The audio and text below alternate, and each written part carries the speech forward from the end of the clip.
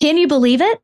250 episodes in the can. That's right. And today I have a very special guest joining me for our 250th episode. This should be a lot of fun.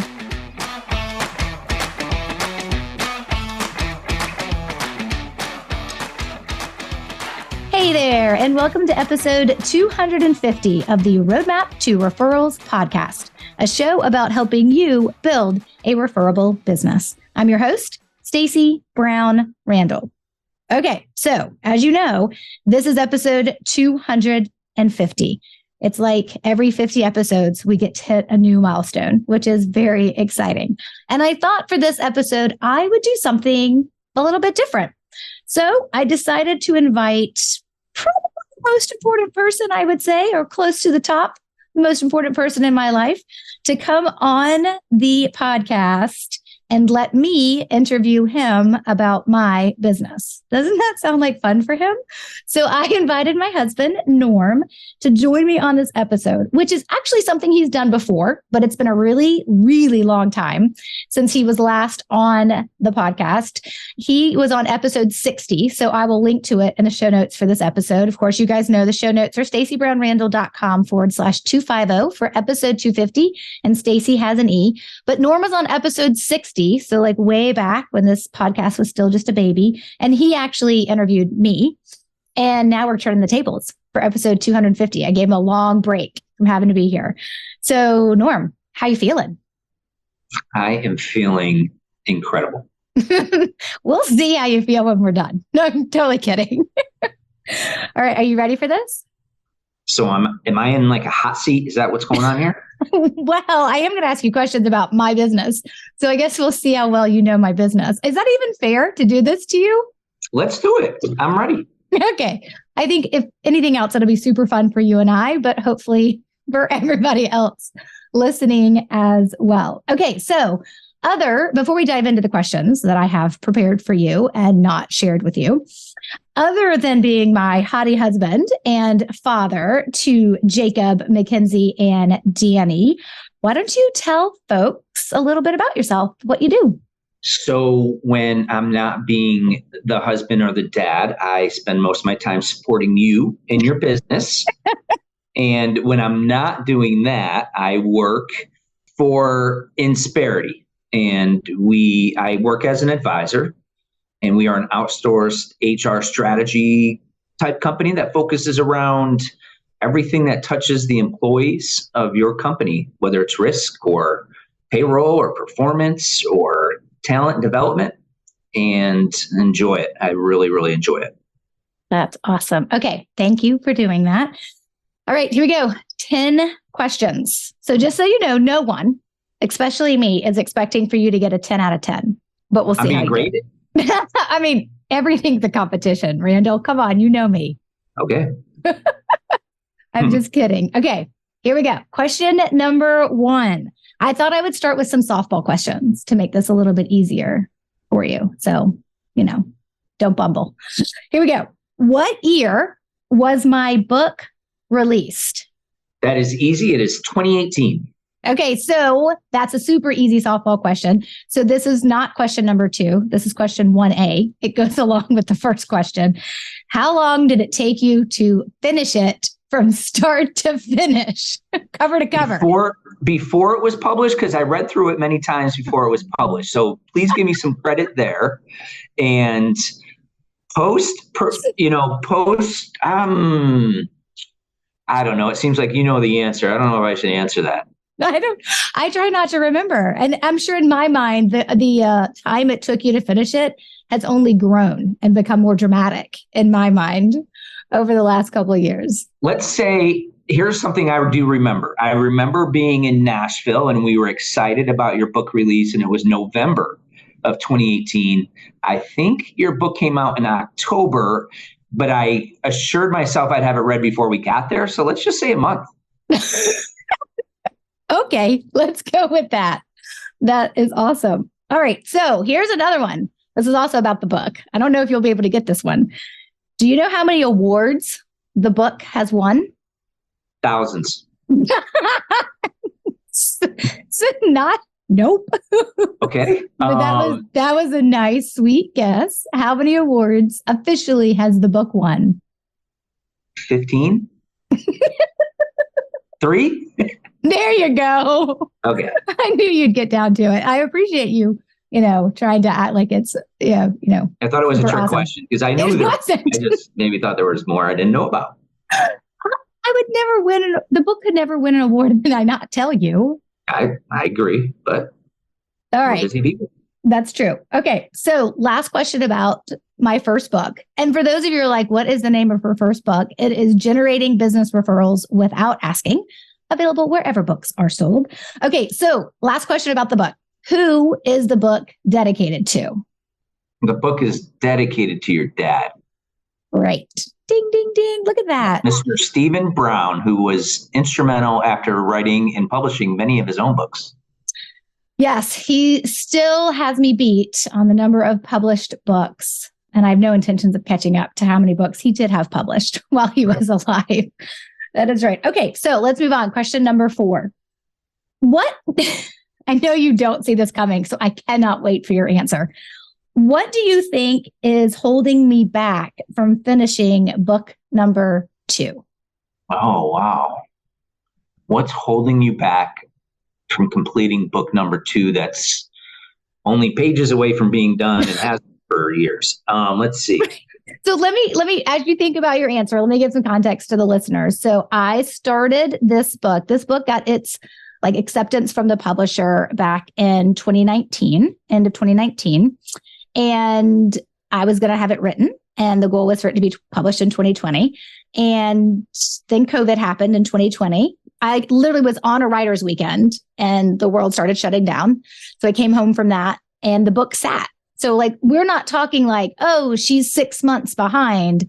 It's 2023.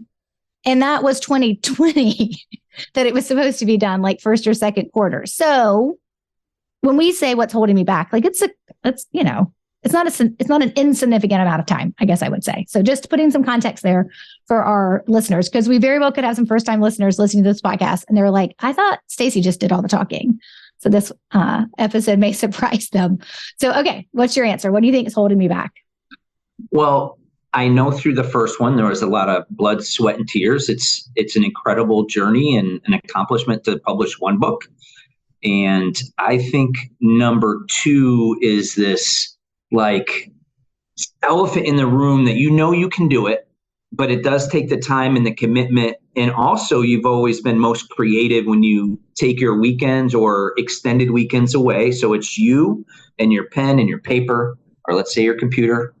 And maybe there just hasn't been the window or the season for you to be able to get away enough to do that. And I think it's just, you have so many ideas and so much potential in writing book number 2. In fact, I think there's more books to be written after that maybe it's also just zeroing in on what those last few chapters might be so that it overall tells the story you're trying to share. But, I couldn't tell you exactly why. I'm a little surprised, but I think also the further you get away from it, the harder it gets. So let's get back at it. That is the truth. I think you're right. I think now that we're this many years later, it's poop or get off the pot, right? I mean, on some level, it's do it or just call it a day. But I do want to finish it. I appreciate you not saying that I have a tendency sometimes to just be lazy. So I appreciate you not saying that. I think there are many reasons why this book hasn't finished, and hopefully we'll be able to make an announcement about it actually being completed one day soon. So thank you for that answer. I appreciate it. Okay, question number 5. I'm going to be surprised if you don't get this one because I'm pretty sure you know the answer to this. But what process did I put in place in 2019 within my business that I contribute as the reason why 2020 was just another year for me and my business versus it being oh crap, COVID, global pandemic year, and my business really didn't do as well as I expected? What process did I put in place in 2019 that I attribute or contribute to making my business just deal quite well with 2020? I think that's fairly easy too, because I implemented it into one of my businesses as well, but it's profit first. Yep. Awesome. We are both fans of the Profit First system and methodology. That is a Mike Michalowicz. That's the name of the book, Profit First, and that's the name of the system as well. And yes, I'm a big believer in it. I've talked about it here before on the podcast before. I really think if I couldn't teach what I teach, I mean, I don't ever see myself not teaching what I teach, but if someone said, hey, Stacey, you can't teach referrals tomorrow, find something else to do, I think I'd be helping businesses with Profit First, which is funny because I hate math and pretty much hate numbers, but I do love that process. So, okay. All right. We've got more questions coming. So are you ready to keep going? I mean, you did 5 and you nailed them. So you ready for the next 5? I'm ready for the next 5. Bring them on.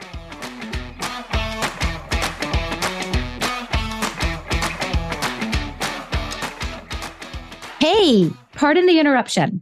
How many more episodes are you going to listen to before you take the plunge and join me inside Building a Referable Business, my coaching program? First step is to submit an application to see if you're accepted. If you're approved, you'll receive all the details plus a training video that explains how we double, triple, and quadruple our members' referrals in 1 year. Then you can decide if joining now is the right move for your business. Go to staceybrownrandall.com/referable to learn about everything you receive inside BRB, like access to the weekly question and answer sessions with me, access to all 18, soon to be 19 referral strategies that I teach, and of course, customized roadmaps every 90 days to follow. Again, the link to apply is staceybrownrandall.com/referable.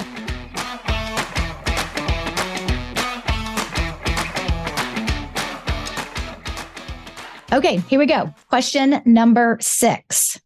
Now, this is going to be fun. I'm going to be honest with you. I'm not even quite sure I know the answer to this one. So I'm really excited just to see your answer.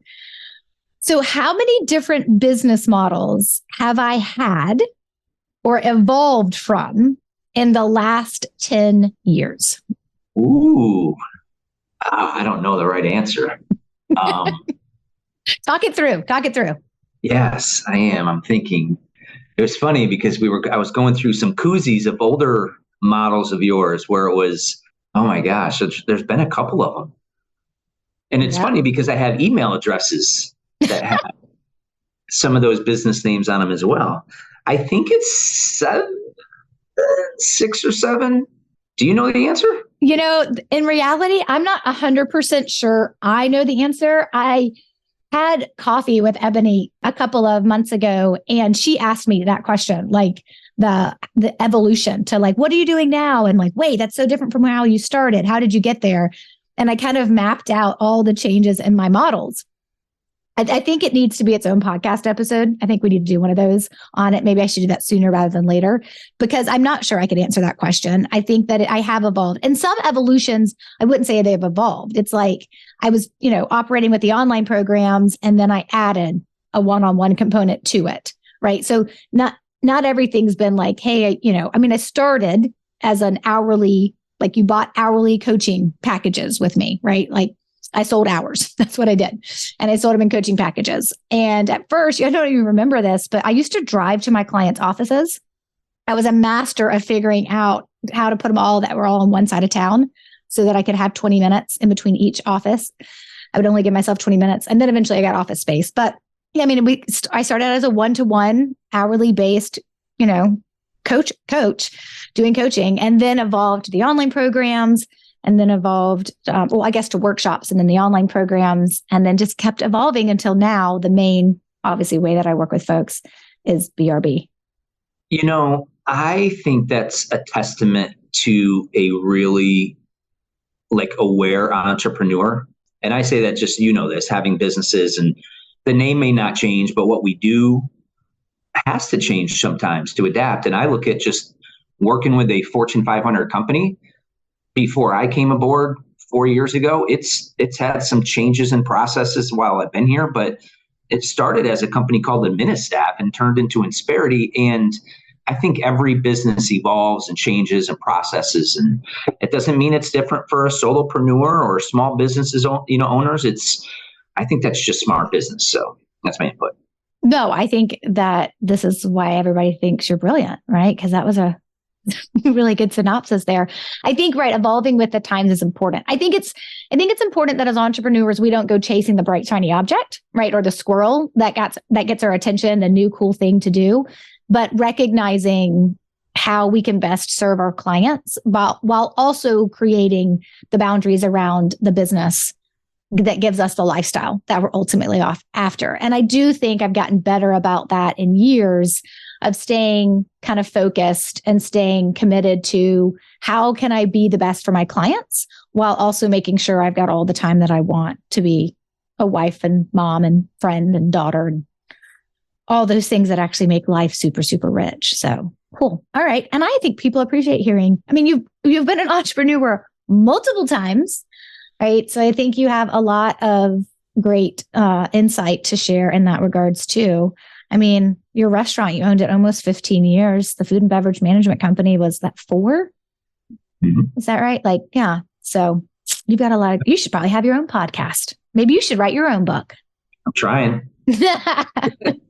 Well, don't ask me how to do it because I'm barely struggling with the second book. Yeah. Well, we came up with the title, so at least we have that. Yes, we do. Do you want to share that or you want to keep that a secret? Yes, it has to do with having a restaurant and then getting out of that business. And the title of the book is called Check Please. This thing gets so awesome. Okay. You probably need to go, secure that. All right. Moving on to the next question. I think this is question 7. So this is a little bit of a different question. You have been able to hang out with my clients from time to time, right? So sometimes when you and I are traveling together and we're in the city or a town where a client is, and it works out for us to like meet up with them or grab coffee or something, or just say hello. So you've had a chance, to meet my clients from time to time, when we're in their town. And then of course you attended the in-person retreat we did for the BRB members. And of course, that is a bonus that people who join the coaching program BRB, I bring everybody together for 2 days in December, and we spend one day all things referrals and the next day on all things goal setting. And so you've had a chance, you were there. I appreciate your support. And you were there and had a chance to meet all my amazing clients as well. So I know this is a hard question, but I'm super curious because I think you're just very insightful. What is a commonality you see in all of my clients? Good question. I think meeting several of them and knowing some of them as well. I think number one, they have a heart to get better. They have a driving force to do better. I think there's a realization with anybody in entrepreneurial businesses that they are really good at some of the things that they do, their core competencies, but they realize there are people who might be able to help them exceed in other parts of their business where they necessarily couldn't.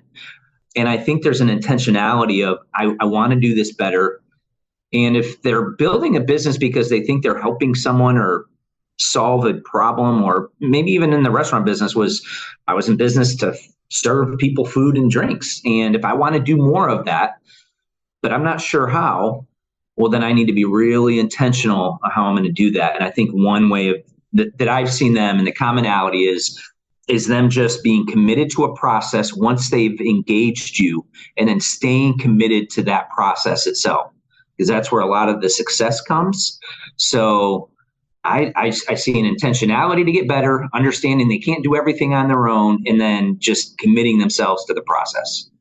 Yeah, I could not agree with you more. I think that, one of the things that we see and I'm thinking specifically a lot about the BRB coaching members, the idea that they are committed, right? And they're committed to their consistency, because we all know that's where the results lie. Like when I get to talk about someone's amazing results that they had doubling or tripling or quadrupling their referrals in a year, it's not just because I did it. It's because they learned and then put it into practice and then kept it going.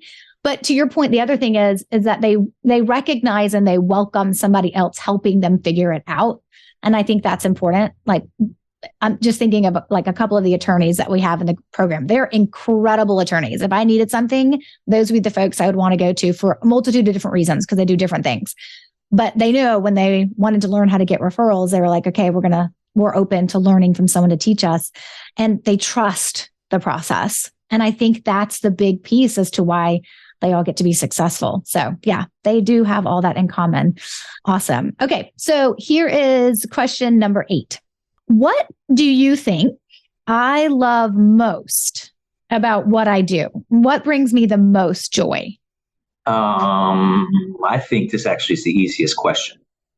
And it is as transparent as anything I see what you do in your business. And when you see the success of your clients, it is, it's like a happy dance, especially when they provide you with the feedback of what's working.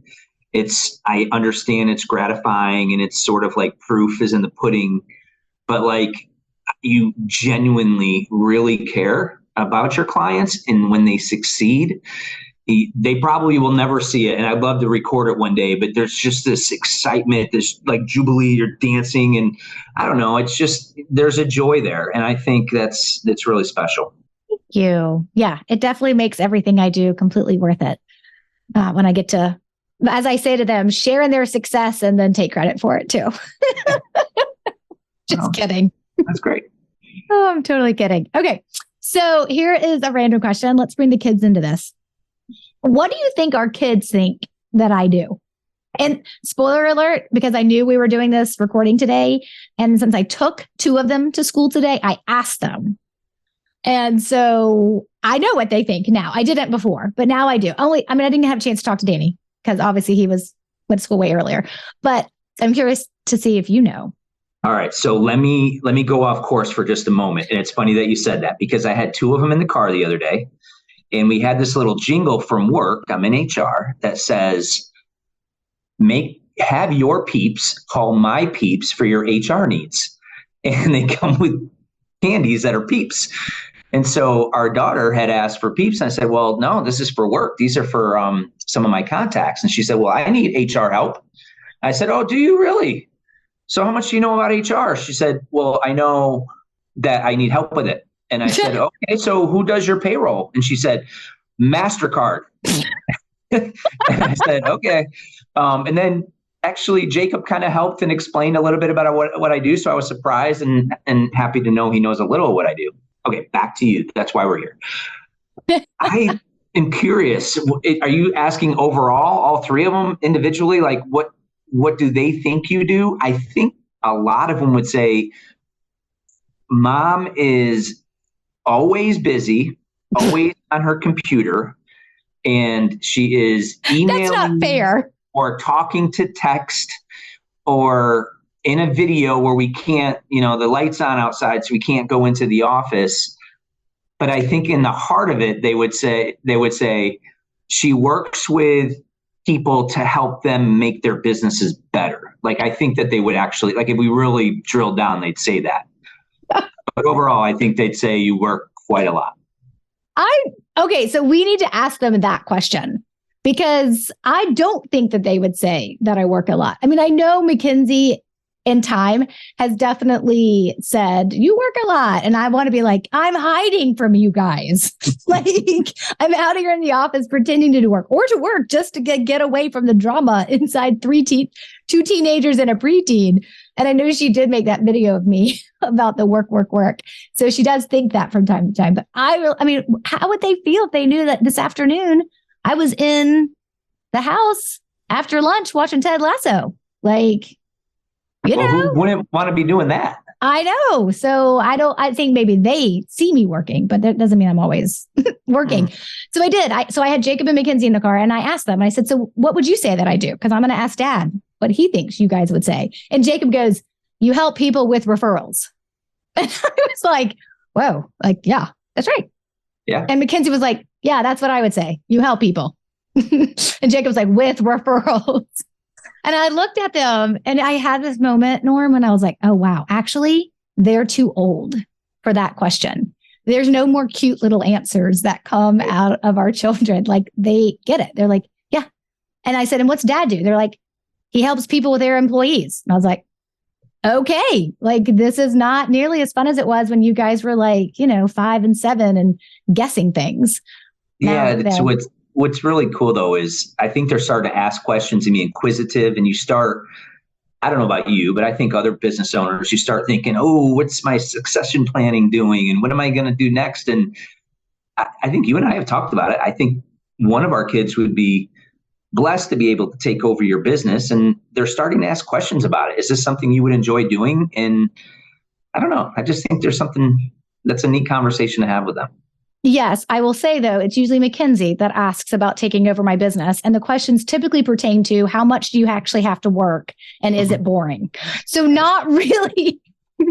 I'm like, you cannot burn down and like break apart what I've built over here if you think you're coming in. So you got to show a little work ethic there. But yes, I do think it's an interesting conversation, but we're so far away from that. I'd like to think I'm still too young for that conversation, Norm. Having a child take over my business. I can't think about that. Okay. So final question. I've really enjoyed this. I hope you have too. I actually have. Absolutely. I really hope our listeners have enjoyed this and haven't already tuned us out. So they are like, we didn't even get to question 10. All right. So this will be interesting. Final question.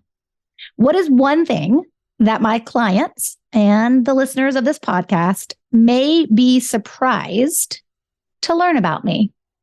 Well, you kind of, oh man, there's, let's just say that you actually kind of just spilled the beans a little bit with your moving inside while the kids were at school to watch Ted Lasso. But it's funny, two things come to mind. I don't know if I want to, I'll share the second one too. But the first one is there are times that you take time for yourself and zone out and you binge watch maybe Hallmark Channel, maybe it's Belmont Abbey for the 18th time, but I'm not sure the kids see it all the time, but there are moments where you like to just have some Stacy time in front of a program, TV, and that's sometimes a happy place for you. So there's a second one you want to share before you do that. Yes, I have learned through some of my personal and professional development over the years that that's actually a characteristic of an Enneagram 3. Ooh. Is that sometimes we just have to completely I used to just feel like I was being lazy, but the truth is, and particularly I think with what I do, sometimes it's a lot of deep creative thought, whether it's coming up with podcast episodes or it's writing or it's coming up with language for a touch point for a client in BRB for an upcoming session that I have to share. My brain is like constantly trying to be creative, and I don't use Chat GPT and AI to write any of my things, at least not yet.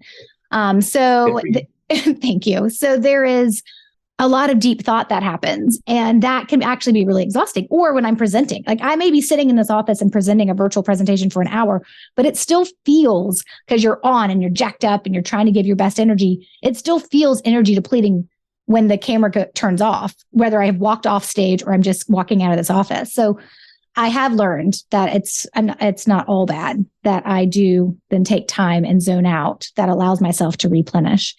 I don't know how I'm zoning out is probably the best way to do it, but I do have a tendency to do that. Okay. And then what's the other thing you think the listeners and my clients may be surprised to learn about me? It's all right. Spill the beans, Norman. I can take it. No, I don't think it's a bad thing. I think it's, there was an old show on TV called The Apprentice. And it was run by Donald Trump. And you made it really, really far. But I think in testament to you, I think there were some things that you'd have to compromise in your beliefs, in your heart, and who you are. You weren't willing to do that. But there is video of some really cool audition tapes for that show that I won't share ever until you tell me to. But I think it'd be interesting for people to know that you could have been the next apprentice. So am I wrong? I mean, I don't think I was ever going to be the next apprentice, but I did have fun putting together the audition tape. It was fun to get the call back and to be able to go to Atlanta to do an interview. Did I embarrass you a little bit with that? Am I red? You are a little red. Yes. So I just don't ever talk about it. Because then he went off and decided to be the president, and there's a lot of polarizing opinions about him. So I just never talk about the fact that I did audition for that show. And I think it would have been season 2, if I remember correctly, when I auditioned. I don't know how many seasons they ultimately ended up having. And to be honest, I'm not quite sure I had if I was cut out for it. The interview was the in-person interview that I had to go to. I walked out of there, to your point, and I was like, oh no, I need a shower. This was terrible. like I feel dirty. Like it was an interesting interview, to say the least. So yeah, reality TV is not for me. Okay, so that's our 10 questions. Anything that you think I should have asked you that I didn't? I wasn't sure what you were going to ask. I think you maybe mentioned several of the questions that you could ask. I didn't think it'd be fair to prepare, so hopefully my answers were, they had some insight, but I hope you'll share this. I am incredibly proud of you for 250 podcast episodes. It just sort of blows me away to think that's like 5 years every week of having content and sharing it and trying to help people. And I'm just blown away and really proud of you. Well, thank you very much for that. It is a labor of love.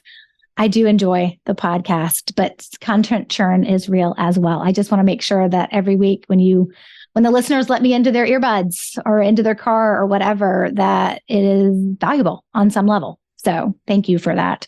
All right. I did mention that I would link to the first episode that Norm was ever on. If you're just interested in a little throwback, episode 60, I will link to that episode in the show notes page for this episode, which is stacybrownrandall.com/250. If you're connected to Norm or you know Norm, or of course you see us promoting this episode on social media and we're going to tag Norm, give him some love, tell him he did a great job.